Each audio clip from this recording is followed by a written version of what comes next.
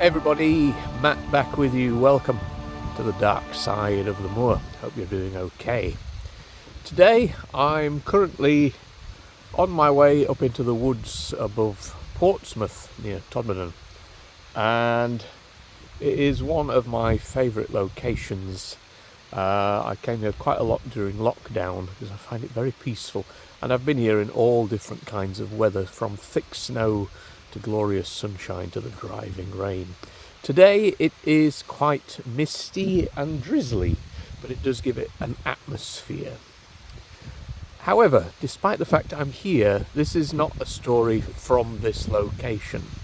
The story I'm going to tell you today is from America.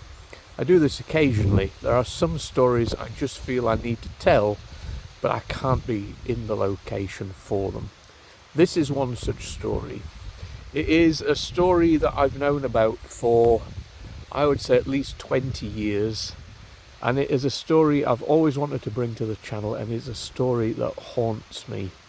And every time I think of it, I get quite emotional and I have very strong feelings about it. It is a horrible, horrible story. And yeah, here we go already. I'll try and do this. It is not an easy one. You're not going to find this easy to watch at all. I am going to use terminology. I'm not going to water it down, because the way it stays powerful is saying exactly what happened. So those are the warnings. But this is the story of Matthew Shepard.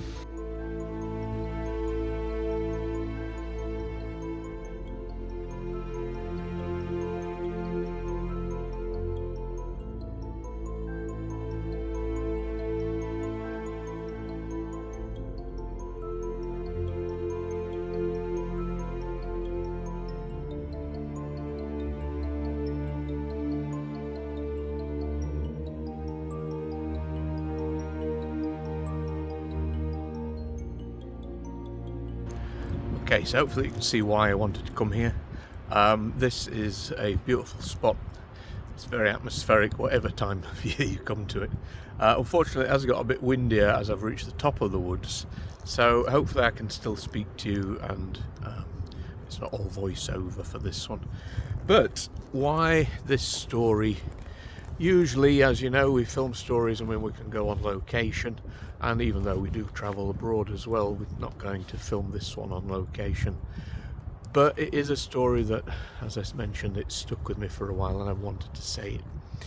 And as also mentioned, I'm not going to water down any details or anything like that, or any of the words or terminology, because it's important to say it. But essentially, what will happen later in this story is Matthew Shepard is a 21-year-old gay man, and he is brutally murdered in one of the most horrific ways imaginable. And it was a hate crime, essentially. The two people who did it tricked him. They planned on robbing him, but they tried to also persuade him that they were gay to get him in the van. And then what would be classed as gay panic set in, and I'll get to what happens soon. But why it always resonates with me is Matthew was born in December 1976. I was born in October 1976. He's called Matthew, and he identifies as something other than straight. And I don't hide away from what I am. And obviously I've not experienced that level of hatred that Matthew experienced, but all through my life I have done. I've experienced it at school. Got called names at school, in work, even quite recently. One of the last places I worked, I was subjected to homophobic abuse, which I reported. Didn't go anywhere because nobody knew what to do with it, and I'm not there now, so I'm going to talk about it. It was dealt with horrendously, and we all still had to work together afterwards. And yeah, sadly, also on this channel, Again, I filmed things over the last 5 years of this channel. I've filmed things like Pride events, I've filmed Gay Manchester, etc. And every time I post something like that, it is that influx of hate. There is also the positive ones as well, but just this summer, just gone, just filmed Edinburgh Pride, and I'll tell you some of the comments I got. I got called sick as fuck for filming it. I got told that my channel must support child mutilation, that I support child abuse, that I am mentally ill. That's just a small amount, and I've had that over the years. Yeah, I lost 35 subscribers as well off the last video on Pride. People who just, can't accept that people are different. Matthew wasn't accepted that he was different. And yeah, that's enough about me. Let me tell you his story. Matthew Shepard was born on December the 1st, 1976 in Casper, Wyoming, to parents Judy and Dennis. Matthew was slight of stature, gentle, kind, and lived an openly gay life in a state with conservative values. He loved theatre, he loved travel, and he dreamed of working in human rights, of helping those who felt unseen or unwelcome.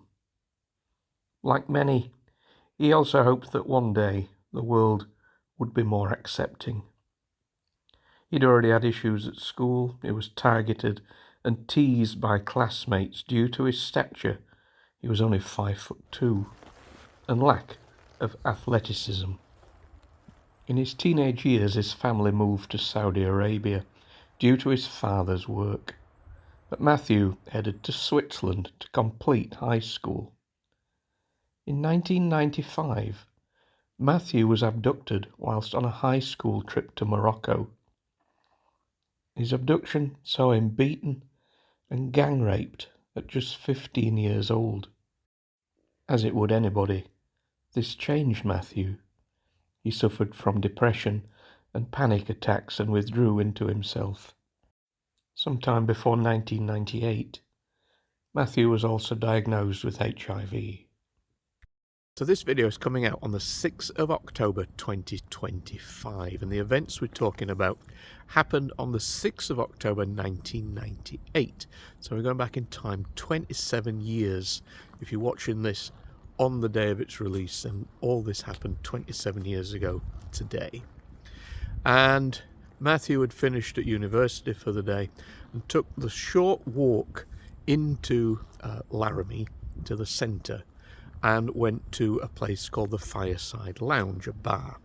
That bar still exists today and looks like this. Essentially, Matthew was a 21-year-old kid going into town for a good night. And, most people do that at 21, I think. And, yeah, it was a regular place he went to. He drank there, he knew the people. And remember, he was very sociable and got on with people quite well. But in walked two people, Russell Henderson and Aaron McKinney. They were both 21 as well, and it seemed like their target was going to be Matthew. They planned on robbing him, but how were they going to be able to do it? So what it seems they decided to do was to befriend Matthew in a way he would find accepting, and it suggested that they pretended that they were also gay. They weren't. Both of them had girlfriends, and yeah, a lot of the details obviously are quite woolly, and people in the bar would perhaps not have necessarily looked at what was going on or noticed what was happening, but Matthew left with them and got into their vehicle under the impression, I think, that he was going to be driven home. Now, I don't know how much he'd had to drink or anything like that. But again, going off what happened according to Aaron and Russell, is that whilst they were in the vehicle, Matthew made a sexual advance on Aaron, or Aaron, whichever name you want to call him. And this made him fly into a rage. So, as mentioned, this is now the part of the story where things get pretty brutal. So please be prepared. I'm going to tell it as I know it, and it's... Okay, so this is a part of the story where things get pretty brutal, and as mentioned, I'm just going to tell it as it happened. And essentially, Russell is still driving the car. Matthew has made an advance on Aaron, and Aaron gets what he later describes as gay panic, and he gets out a pistol and starts hitting Matthew around the head with the pistol. It's known as pistol whipping. And he continues in this rage that is in attacking him. They drive kind of to the outskirts of town, to a fairly remote area in the dark. And apparently it's about a 10-minute drive, and I don't know quite how often in that 10 minutes Matthew is attacked, but you can only imagine what his thoughts are and what's going through his head. Anyway, they reach this fence on the roadside, or perhaps into a field side. I think it's on the roadside. 10 minutes outside of town, and they drag Matthew out of the car, and they still continue to beat him around the head. And they literally tie him to a fence that's by the roadside and continue to attack him. They slash him, and they even torture him. They burn him, try and set fire to parts of him.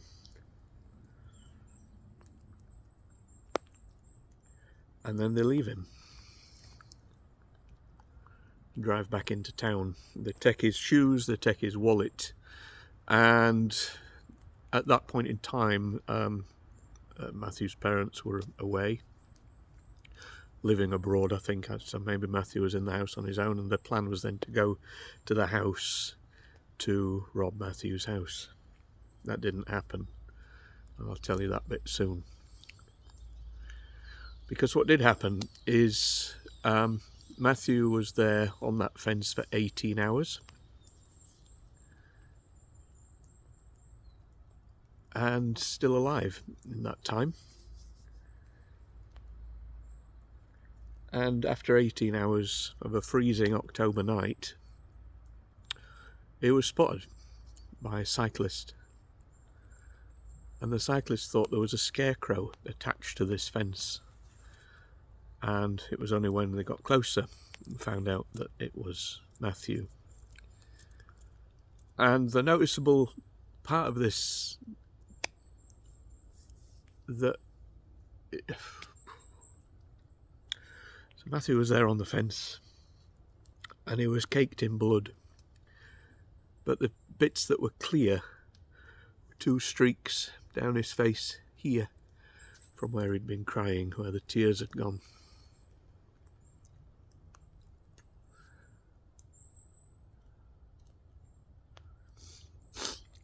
Let's leave it at that a minute.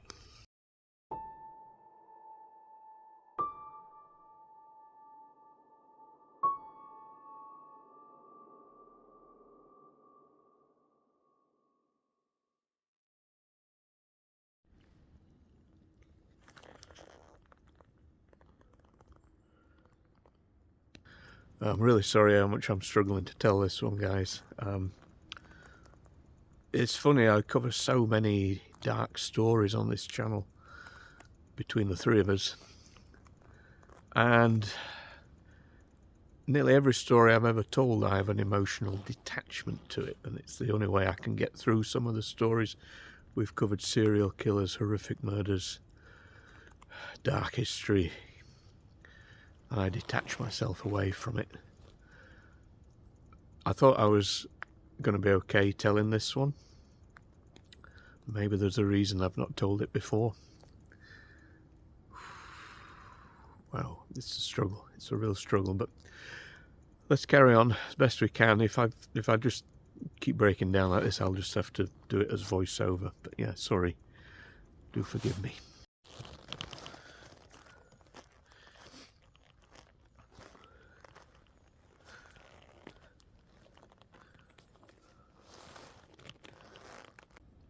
Okay, so Aaron, whatever, who cares, and Russell head back into town with the intention of driving to Matthew's house to rob his house, obviously probably knowing that his parents are not in that house or anybody's in that house.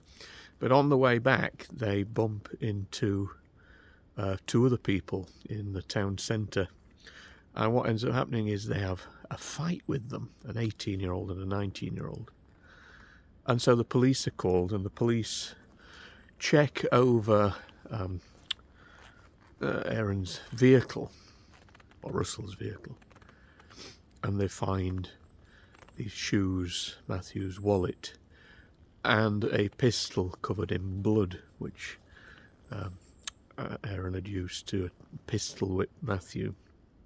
So they're initially arrested, and of course they put two and two together and realise that probably somewhere the victim is not far away.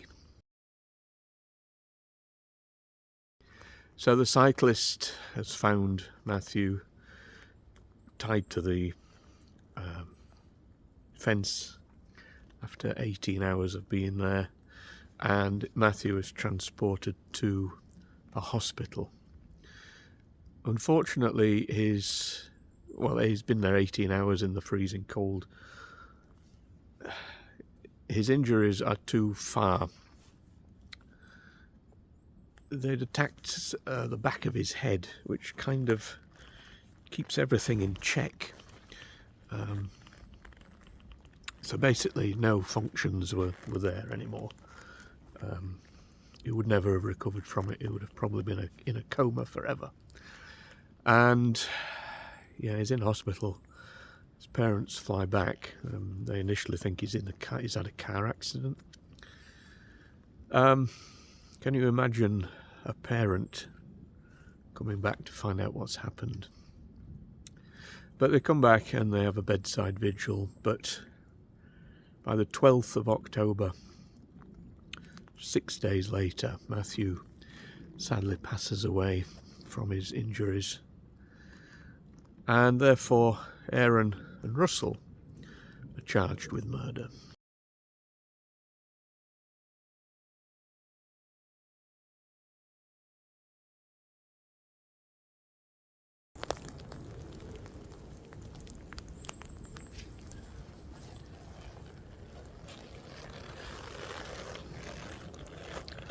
So on the 7th of October, Russell and Aaron had both been charged with things like kidnapping, attempted murder. But once Matthew had passed away, that was upgraded to, I think, first-degree murder. And therefore, they were facing some very serious charges, as were both their girlfriends who tried to cover up what had been happening as well when the police questioned them. So in 1999, it was decided it would go to trial. And firstly, Russell made a plea deal, and he pleaded guilty to the charges and was given 2 consecutive life sentences without the option of parole. By doing that, he escaped a death penalty if he'd been found guilty.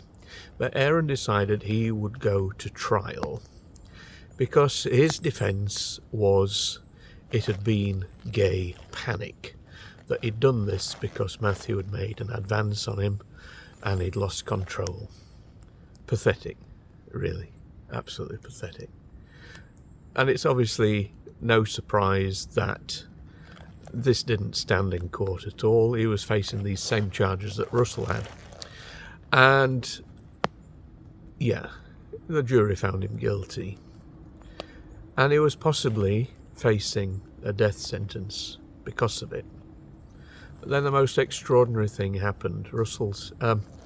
Matthew's father stood up and asked the judge to not pass the death sentence, to give life to Aaron, because although he wished that he could see him dead for what he'd done to Matthew, he said the healing process must begin straight away, and therefore he asked for mercy for Matthew's killers, and it was granted.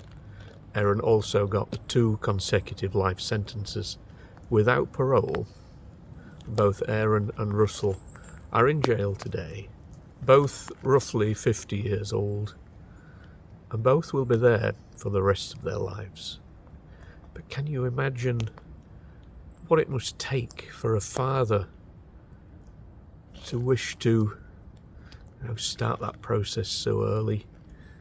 I'm sure a lot would have such almost revenge, if you like, on their mind. But he showed compassion, and that is the sort of person that Matthew was as well. It's extraordinary.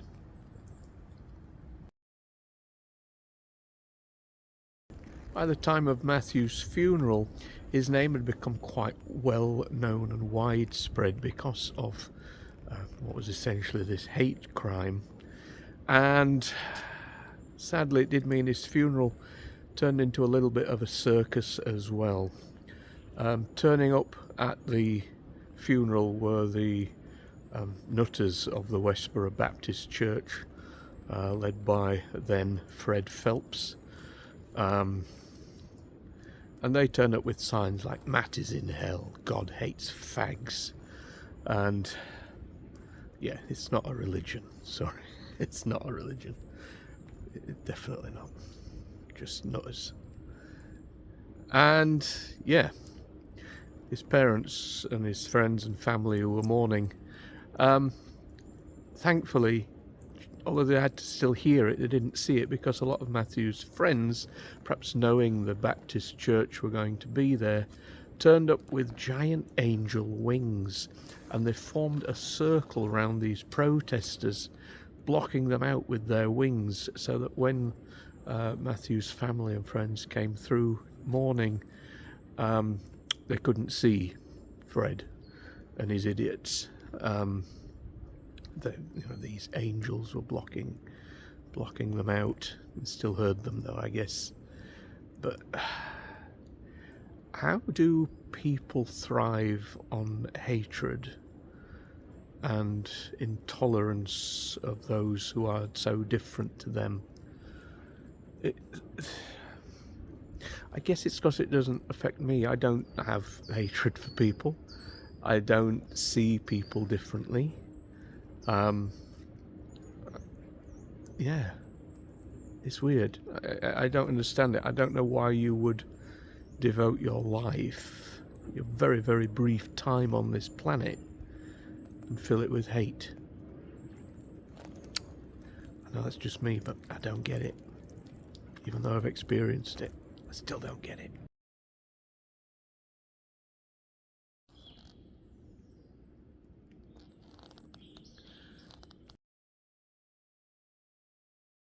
So a lot has happened in the years since Matthew's passing. Some good, some bad. And there is so much of it that, if you want to know more, you're probably best going and looking yourself, because you will find a whole host of things. And I suppose if we get the bad out the way first, there have been people who have made their own agenda for this story, who have gone, actually this wasn't a hate crime, Matthew was on drugs and he was being pimped out, and it's all something that went wrong. And even Aaron and Russell have both since claimed that it wasn't a hate crime, that it was just a robbery gone wrong. And yeah, people have written their own versions of this, but none of it has stood anywhere. They can say what they like. This is still a hate crime, and that won't change. But yeah, people do want to try and have their say. I've deliberately not kind of said my parts to this. This is still me just trying to tell a story, but trying to give you the bits that I can empathise with. I always try and remain on every story, just tell you the story. I don't give my own view. No, I try not to get anything like religion or politics or anything like that, because that just causes arguments all the time. But I'll finish later with my own thoughts on this one. But it's a shame that people have tried to set their own agenda and to try and ruin, if you like, Matthew's legacy. That's people, isn't it? Matthew's murder sparked an unprecedented national dialogue with the people of Laramie and the wider community, revealing conflicting emotions. However, it was this hate crime that led to stronger legal protections for LGBTQ+ people. Matthew's parents formed the Matthew Shepard Foundation, a foundation committed to replacing hate with compassion, understanding, and acceptance. The case intensified awareness of violence against LGBTQ+ individuals, inspiring marches, vigils, and advocacy groups. The story has reached into culture, books, documentaries, TV series, plays, perhaps most famously, the Laramie Project. In 2009, a Hate Crimes Prevention Act became law. Violence motivated by sexual orientation or gender identity was not just assault or murder, it was hate. Despite what others have speculated since, we need to remember one thing. Matthew was a 21-year-old kid living his life after experiencing a horrific event, and he suffered an assault too brutal, hateful, and senseless because he was different. But also because of him, laws were rewritten, communities were galvanized, countless LGBTQ+ people found a voice to demand protection and dignity. His life and his legacy have shaped history. So again, why this story for this channel? Well, as mentioned, Matthew and I were born around the same time, and I guess that has always stuck with me. And that he died at 21. And some kind of alternate timeline. If I was born elsewhere, who knows? Could have been classmates, could have been friends, or it could have even been me. What I do know is we've both walked through a world that isn't always kind, but I'm still here to walk through it. Matthew isn't. And I remember I reached my 22nd birthday. I was in Playa de las Americas dancing with drag queens in a club. Matthew didn't have that luxury. He didn't reach 22, and he was born in a place where how he was just not accepted and not the norm. I'm very lucky that I'm in an area that is far more tolerant and have taken great steps forward. Yet we seem to now be in a world that, I don't know, is it just me? Have we become a more intolerant world again in the last few years towards a lot of things, not just people's sexuality, but I don't know, it feels like there's a lot of people still with hate for anything that's different.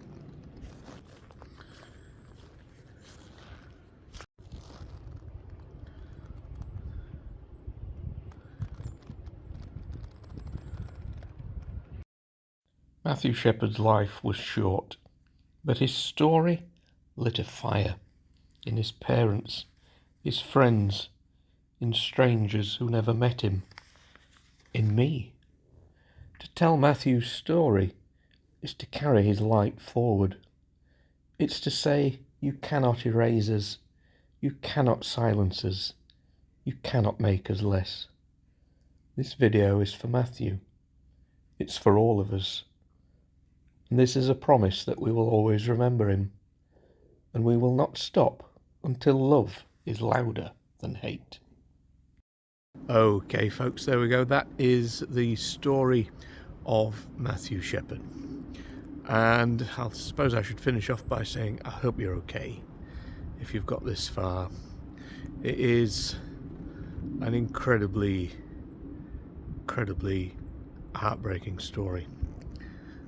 And this has been the toughest thing I've ever filmed. I had no idea it was going to be quite so difficult to film it. Again, I apologise that I've really struggled with some of this, even though I've known the story so long. This is what I mean about it haunts me. Nobody should have experienced what Matthew experienced. I'd like to say things are better now. I'm not entirely convinced they are, and certainly in parts of the world they certainly aren't. But it's a debate that could go on a long time, so I'll leave it at that. But thank you so much for watching. I am sadly, as it is this type of video, I am expecting there will be comments from people, there will be the influx of people leaving because they just can't handle it.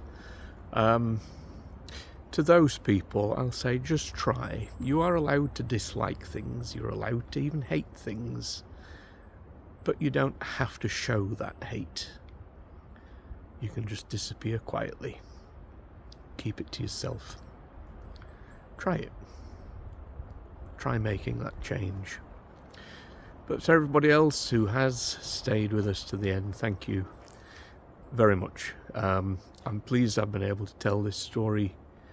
And yeah, this is going out on the 6th of October.